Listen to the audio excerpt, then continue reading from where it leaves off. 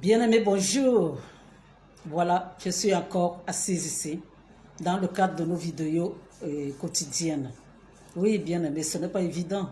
Ce n'est pas évident, ce n'est pas de m'asseoir qui n'est pas évident, mais c'est de trouver des thèmes qui peuvent vous intéresser qui n'est pas évident. Et je vous demande de m'envoyer aussi des thèmes, mais jusque-là, il n'y a pas beaucoup qui le font. Donc aujourd'hui, nous allons parler de la dot. La dot, ces parents qui vendent leurs filles. C'est un problème très important, bien-aimé. Je suis le pasteur Pujol Catherine, né Badjek, voilà, à votre service comme d'habitude. Et nous sommes là, je suis assise là pour qu'on puisse bavarder. Oui, bien-aimé, on bavarde, on parle des choses de la vie de tous les jours. Je vous ai dit, ce n'est pas une prédication ici. Si vous voulez des prédications, mon numéro de téléphone, c'est le 00237 693 78 75 73. Vous venez dans mon WhatsApp où là, il n'y a pas de rigolade parce que là, c'est les choses sérieuses, c'est les enseignements, c'est la parole de Dieu. Et puis les prières. Mais ici, c'est pour vous interpeller par rapport à la vie de tous les jours. Oui, bien aimé. Voilà. On va parler de la dot. Depuis la nuit des temps en Afrique, il y a eu toujours la dot. Mais la dot, bien aimé, est à l'origine du célibat dans les pays africains. Là, ça concerne les pays africains, ça ne concerne pas les pays européens parce qu'eux, ils ne font pas la dot. Et c'est pour cela d'ailleurs que beaucoup de femmes sont respectées en Europe, alors qu'ici, elles ne sont pas respectées. Comment peut-on respecter une personne qu'on a achetée pratiquement? Oui, bien-aimé. Comment? On a acheté et vous faites comme si votre enfant n'avait pas de valeur. Vous la vendez. Vous la vendez. C'est un objet. C'est vrai que vous avez dépensé pour elle, pour certaines personnes. Je ne parle pas de celles qui ont seulement élevé. Certaines personnes vont se dire qu'ils ont payé les études, la personne a eu un bon niveau, et donc alors la personne qui va l'épouser, c'est une personne qui va profiter de cela. Donc il faut que la personne vous dédommage. Bien aimé, mais même là encore, dédommager. N'est-ce pas que ça peut se faire tout au long de la vie de ce couple-là? Vous donnez, il y a des gens qui quittent, qui partent, qui donnent des prétentions, à qui l'on donne la liste de la dot. Et quand ils le calculent, bien aimé, ils n'auront jamais cet argent. Mais par contre, ils sont amoureux de vos filles. Et alors, ils vont commencer avec le viens en reste, en espérant qu'un jour, ils trouveront l'argent pour aller doter. Et pendant ce temps, les enfants vont naître. Pendant ce temps, les années vont passer. Et ils seront dans la désobéissance vis-à-vis de la parole de Dieu. Et des enfants vont naître de cette union qui ne sera pas légale aux yeux de Dieu. Seulement à cause de vous. Oui, bien-aimés, à cause de vous. Hein? Ce n'est pas normal. Ce n'est pas normal ce que vous faites. Oui, bien-aimés, c'est des jeunes qui débutent dans leur vie. Si ça concerne les jeunes, le plus souvent, prenons ce cas. Parce que si c'est des personnes déjà âgées qui ont des situations, ça peut encore se comprendre un peu. Mais si c'est des jeunes, bien aimés, si vous les bloquez,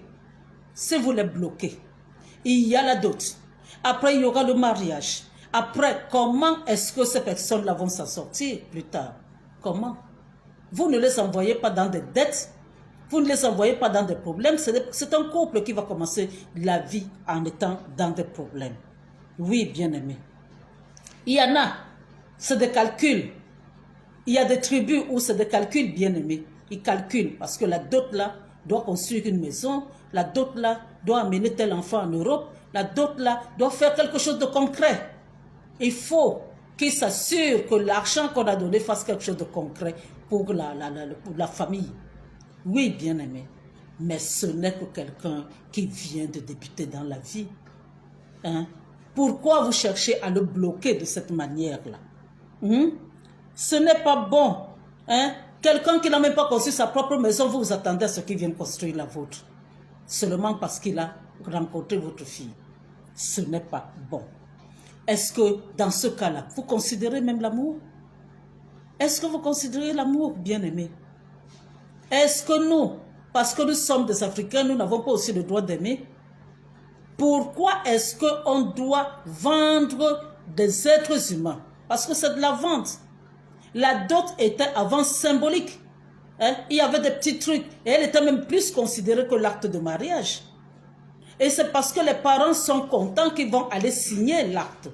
Mais si vous bloquez déjà, vous bloquez ce mariage-là, hein, vous empêchez déjà ces gens-là de continuer leur vie, est-ce que vous êtes content? Ce n'est pas bon. Hein? Et après maintenant, les hommes, ceux qui se battent, qui s'endettent, qui réussissent à payer cette dot parce qu'ils sont amoureux, ils sont amoureux de vos filles. Oui, bien aimé, comment ne voulez-vous pas qu'ils développent de la rancune? Comment est-ce qu'ils vont considérer ces femmes-là après? Oh, je t'ai acheté, donc tu es là, tu es comme un objet, tu dois faire ce que je te demande de faire. Oui, bien aimé, ils ont acheté. Et c'est ce que vous recherchez. Vous recherchez le fait que vos filles ne soient plus valorisées dans leur mariage. Et c'est pour cela qu'il y a certains, quand ça ne va pas, bien aimé, ils viennent réclamer leur dot. Oui, et vous allez le comprendre aussi. Ils ont acheté, quand l'objet ne remplit pas les conditions, il y a fraude quelque part. Ils doivent récupérer leur argent. Hein? Est-ce que c'est... Ne vendez pas des humains. On ne vend pas des humains. C'est une traite que vous faites. Comme la traite négrière était avant, c'est comme ça que vous faites la traite de vos enfants. Ce n'est pas normal. Quand un enfant est amoureux, est tombé amoureux, ce n'est même pas facile pour les filles. Dans la vie, il y a beaucoup plus de filles que d'hommes. Beaucoup de filles ne trouvent pas de mari. Les hommes sont de moins en moins sérieux. Ils cherchent des aventures, mais ils ne veulent pas épouser. Mais vous tombez, votre fille tombe sur quelqu'un qui va aller loin avec votre fille. Et c'est vous qui êtes un frein. C'est vous qui commencez avec votre cupidité, hein, à causer des problèmes, à semer des embûches sur le chemin de votre fille. Est-ce que c'est normal, bien aimé? Hein? C'est pas bon, ce n'est pas bon. Quel que soit ce que vous avez dépensé, bien aimé, c'est à la longue que vous allez récupérer cela. Moi, j'ai toujours dit, même si votre fille ne vous rend pas, même les enfants pourront rendre, parce que si vous êtes des parents, les enfants qui naîtront de ce couple vont savoir que voilà ma famille paternelle, voilà ma famille maternelle. Et aucune personne qui est bien, qui s'est occupée de ces enfants, ça dit, même si vous n'êtes pas occupé de ces enfants, mais les enfants vont vous faire du bien demain. Mais vous voulez le beurre et l'argent du beurre. Vous voulez la dot et vous voulez que les gens s'occupent de vous par la suite. Bien aimé, quand vous avez fait des enfants, il faut savoir que c'est le début de la fin de votre vie qui commence comme ça. Pendant qu'eux, ils vont grandir, vous allez vieillir. Et c'est plutôt quand on vieillit qu'on a besoin d'aide. Et si vous êtes fâché avec votre beau-fils ou avec votre fille même, bien aimé, comment voulez-vous qu'il s'occupe de vous par la suite? Ce n'est pas comme ça que ça se passe, bien aimé. Certains commencent à être intelligents au jour d'aujourd'hui. Certains ne demandent pas grand-chose. Bien aimé, la grandeur, ça dit, il faut considérer que la dot là, c'est beaucoup plus de petites personnes qui sont là, qui sont en train de vouloir s'enrichir derrière le dos de quelqu'un. Quand on est grand, je dis toujours, un grand n'est pas un petit. Un grand n'est pas un petit. Si on épouse la fille d'un grand, bien aimé, les parents de cette fille-là montrent qu'ils sont grands. Eux-mêmes, ils vont dépenser plus. Hein? Eux-mêmes, certaines tribus, ici au Cameroun, quand la fille se marie, c'est la famille de la fille qui dépense le plus. Avec tous les cadeaux, avec ceci, c'est là où on sent que la famille est vraiment, la fille sort d'une grande famille. Mais vous êtes là, vous pompez. Et quand il y a des discussions, oh, et on a oublié ceci, oh, on cache la fille, oh, ceci, cela, il faut encore sortir, il faut encore donner, pendant que la personne donne cet argent. Et avant qu'elle ne vienne doter, vous êtes renseigné, la manière dont le garçon vit. qu'est-ce qu'il fait comme travail. Et pendant que vous lui demandez, vous vous demandez comment votre fille va vivre après. Hein, bien aimé. Je vous ai dit que beaucoup s'endettent. Beaucoup commandent. Ils partent demander. Mais quand la somme est exorbitante, comment voulez-vous? Hein? J'ai vu même dans les réseaux sociaux une image où quelqu'un refusait même une dot de 8 millions. Parce qu'il estimait que sa fille valait plus. 8 millions, bien aimé. 8 millions, quelqu'un construit une maison avec 8 millions. Et vous demandez à un jeune de vous donner une somme pareille. On demande des bœufs, on demande des moutons, on demande des porcs. Et il faut qu'ils soient gros, il faut qu'ils soient bien aimés. Vous attendiez seulement ce moment-là pour manger chez vous. C'est pour cela que ce n'est pas bon d'épouser une personne qui sort d'une famille pauvre. Oui, bien aimé, avec la cupidité là. Vous vous dites que c'est le bon moment maintenant de manger. Et quand vous allez manger, vous n'allez pas aller aux toilettes, vous n'allez pas, et après vous n'aurez plus faim. Ce n'est pas bon. Quand des gens commencent leur vie, bien aimée, la Bible, Dieu dit qu'il n'est pas bon que l'homme soit seul. Mais vous amenez vos parents, vos enfants à être seuls. À être seuls ou alors à être dans le faux. C'est les deux options que vous leur donnez. Soit ils sont seuls parce qu'ils n'ont pas les moyens, soit ils vivent dans le faux, donc ils sont dans le viens on reste. Hein? J'ai encore un autre sujet aussi à traiter concernant le viens on reste. Mais là encore, quand c'est la fille qui est naïve, qui vient dans le viens on reste, on parlera de ça. Mais là, ce n'est pas la fille, mais c'est vous les parents qui obligez la fille à aller en enfer à cause de votre cupidité. Bien aimé, je vous interpelle. C'est quelque chose qui sévit, qui existe depuis la nuit des temps. Et ce n'est pas bon. Nous sommes déjà vers la fin des temps. Tout le monde doit être à jour avec Dieu. Mais vous bloquez vos enfants pour qu'ils soient dans l'illégalité et pour qu'ils aillent en enfer. Seulement parce que vous voulez être cupide. Hein? L'enfant vous a demandé quelque chose avant de naître. Et maintenant, c'est lui qui doit devenir votre je ne sais pas. Quand vous l'accouchiez, elle vous a demandé quelque chose. Est-ce que c'est derrière elle maintenant que vous devez vivre? Normalement, elle se doit de vous aider. Mais ne la forcez pas. Ne lui mettez pas les bâtons dans les roues de cette manière-là. Donc, bien aimé, ce n'est pas bon. Ce n'est pas bon. Certaines familles, de plus en plus, il n'y en a pas encore beaucoup, commencent à comprendre que la dot là n'est pas bonne et ils respectent l'amour que leur fille porte à leur fiancé, à leur conjoint. Donc alors, ils ne vont pas bloquer. Mais combien de personnes le font? Je vous interpelle. Faites-le. Commencez à laisser les gens. Laissez-les vivre. La dot, on va vous la donner au fur et à mesure. Au fur et à mesure, dans les familles, il y a toujours des choses à faire. Il y a toujours les deuils, il y a toujours les mariages, il y a toujours des contributions à donner. Hein? Comment voulez-vous que quand vous avez sucé quelqu'un de cette manière-là, et la personne va encore vous donner, elle va vous donner quoi? Elle va vous donner quoi? Elle aura quoi encore à vous donner? Après, c'est vous encore qui allez commencer encore à vous moquer. Oui, votre fille a épousé quelqu'un de pauvre et votre fille a épousé un gigolo. Peut-être parce que elle est bien, elle a été à l'école. Donc maintenant, le mari devient un gigolo. Non, bien aimé, ce n'est pas bon. Ce n'est pas bon. Sortez de cette misère spirituelle-là. Misère matérielle. Quand vous faites ce genre de calcul, bien aimé, vous vous enfoncez dans l'esprit de pauvreté. Parce que tout ce qu'on reçoit illégalement, ça nous apporte la pauvreté. Bien mal à qui ne profite pas. Hein?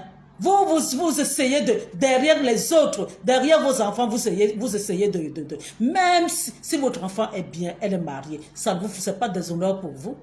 Ce n'est pas déshonneur pour vous. Même si votre fille est, je ne sais pas, elle est directrice de société et qu'elle est seule, ce n'est pas un déshonneur pour vous. Pourquoi vous la bloquez? Pourquoi vous la bloquez? C'est pour cela que je disais que c'est beaucoup plus de pauvres. C'est beaucoup plus de pauvres qui agissent de cette manière-là.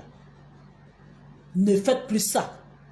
Si c'est une façon de montrer que vous êtes et que c'est maintenant l'occasion de manger, de manger, de manger, de manger. Et vous savez, de toute manière, même les sorciers ne vont pas vous laisser. Parce que c'est dans ces occasions-là aussi qu'eux aussi sortent pour faire des choses.